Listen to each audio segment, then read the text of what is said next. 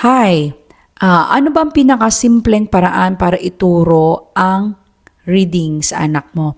So kung 3 years old yan, 4 years old, or whatever age it is, hindi siya sa capability, hindi rin sa age. So ituturo ko sa iyo kung paano ko yun ginagawa, and I will share my strategies para makabasa agad yung anak mo. But this one is not that easy na iniisip natin na simple siya in a paraan na hindi ka na maghahanap pa ng mga materials na masyadong madami. Basta ang meron lang sa akin lagi is itong pen, itong whiteboard, or pwedeng itong ballpen na lang, ballpen, paper, at saka nung flashcard. Okay? Ito mga flashcard na meron akong drawing sa likod. Mahalaga kasi yan. So, kung mayroon silang toys para makaupo sila, okay lang din kung lalagyan mo siya ng toys. Okay na yan. By the way, I am Teacher Joy Lee. I have more than 10 years in teaching in the elementary. And meron din akong experience sa pagtuturo ng reading lang sa tutorial. So, bago ko ibigay yung aking 3 tips, no? Dati is meron akong mga nakikita na pag nagtuturo ako, is may picture. Tapos, halimbawa, yung word na bag, tapos may picture sa gilid. Yung word na sad, may picture sa gilid. Diba? So, ang nagiging problema dito is, pag tinanggal mo yung picture, hindi na mabasa nung bata yung word. Kasi nga, nakadepende siya dun sa picture para mabasa niya. Kasi kung wala na yung picture, wala na hindi niya mabasa. So, ibig sabihin, ang problema dito is, nawawala yung foundation. Ang foundation niya yung picture. Hindi niya foundation yung skill, yung reading skill na dapat meron sa kanya. And then, ang naging solution ko dito is, dapat, sabi ko, pag tinanggal ko yung picture, alam pa rin ng bata kung anong babasahin niya. Dapat alam niya kung ano, kahit anong word, hindi ka magpapamemorize.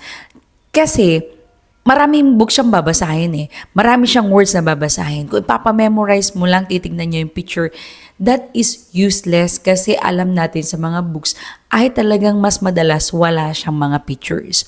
So, my realization is dapat merong foundation ka na ibigay para mas madali niyang matandaan yung reading ninyo. Dapat in a simple way. Ngayon, ang gagawin ko is that, halimbawa yung word na sad.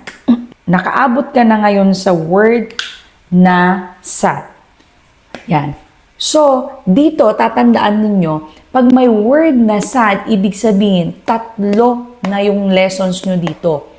So, yan ang 3. Meron ka dapat na itinuro na letter S, letter A, and letter D. And dito, ang una kong strategy dyan ay sounds. Pero, 1 lesson yan, second lesson yan, third lesson yan. Hindi pwedeng sabay-sabay yan. Kung kaya niya, alam niya yung sounds na mga yan, so you can proceed. Now, kung hindi niya alam, what I'm going to do is, pag yan ay 4 years old, I teach is 1 letter sound a day. Pag mga okay naman siya makakatch up, pwede na yung 2 letters a day as long as kaya niyang mag-blend. Kasi, hindi ko gusto yung, ang dami-dami kong tinuturo, tas hindi niya rin na-apply. Gusto ko, pag nagturo na ako ng letter sounds, apply agad sa blending. Ngayon, 1 letter a day. Pag ako naman grade 4, grade 5 is struggling siya, kayang-kaya na nila 3 letters. So, mababasa namin yan 1 sitting. So, let's go back. Kung ang tinuturuan mo, anak mo ay 4, 5 years old, or toddler, 3 years old. Yung sad na yan, ang gagawin ko dyan is, kukuha ko ng flashcard. Yung flashcard na yan, halimbawa, no, letter S, sasabihin ko, this is letter S, tapos, sa likod niya, maglalagay ako ng isang picture and sasabihin ko, this one is a snake. Tapos, ang tatandaan niya dito yung movement. So, ang gagawin ko, the movement of this one is pa ganon. So, para kahit natanggal ko na yung picture, gaganon na lang kami. Tapos, yung action na yun yung magsisilbing parang anchor mo, parang magiging help, papunta dun sa may sounds. And then another is, dun sa letter A, halimbawa, sa letter A, yan no, sa likod ulit, meron akong ant. Halimbawa, feeling nung bata is sumisigaw na, an. Kinagat siya ng an. Halimbawa lang. So, i-anchor mo na naman yung action na yun dito. Basta para pag nakalimutan niya, meron kang pag-aangklahan, meron kang para bang review o guide na, ay, oo nga pala, gaganon yung bata. And then here, ibang sounds na to. Pag ito, nakuha niya yung mga sounds sa mga to, and you can proceed with your reading. Kasi, ang nangyayari is, maglalagay ka ng picture dito na sad. Pag tinanggal mo, hindi niya na matatandaan. How about kung another word na sad dun sa book na iba, hindi niya mababasa because wala na yung picture. Now, what's next is yung pagkatasa mo ng letter sound, ang isusunod mo ngayon is yung blending. Number 2 is blending. Dito na nagkakahirapan ang sa blending. Ngayon, kung mabagal yung bata na magbasa dito, no, tulungan natin siya. So, meron tayong stretchy blending. So, unang-una, pag naituro mo na yung sounds, no, dito, stretchy blending is ito muna kasi s, a, d. Pag hindi mo tinuro yung blending, magaganyan lang. O, basahin mo na. Sinabi niya, s, a, d. Ituloy mo na. Magagalit ka na lang. S, a, d. Paulit-ulit na lang siya. Ngayon, hindi niya alamang mag-blend. Ang gagawin mo sa blending mo ngayon is, halimbawa lang, dadamihan mo yung mga letter A na yan, and then, sasabihin mo, sa, ito stretch mo siya. Ad. So, mabagal lang muna. Sad. Sad. And then, sabihin mo yung word na, bilisan na natin. Dapat talaga yung word na yan ay sad. Sad, sad. And then, yun, makakabasa ng bata. Minsan talaga, sa blending ay hindi lang basta yung parang sad. Minsan, ipapaalala mo din one day dun sa school, pag nagpapabasa ako, is hindi lang matandaan. So, what I do is, ganito lang. Sasabihin ko, what's the sound of letter S? What is the sound of letter A? Tapos sasabihin niya, sa.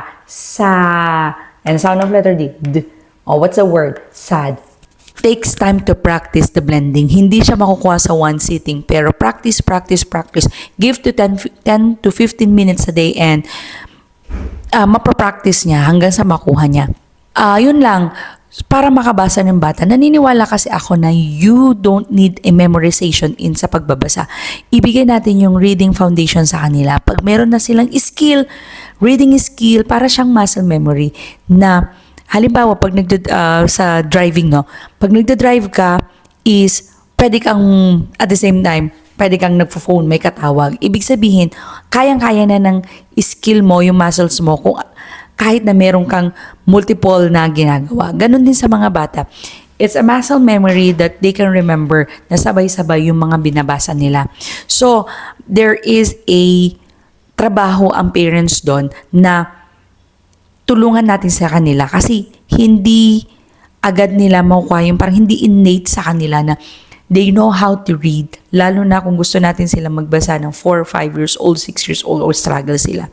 So, there is a big role from the parents na tulungan natin silang magbasa. So that's why I invite you to my FB group na kung meron pa kayong mga questions about reading, click the link in the description. Ilalagay ko po and join and ask there any problems about reading. Basa, community, teach your child to read at home. So ayun lang. Please don't forget to like, share, and subscribe and see you po on my next video. God bless!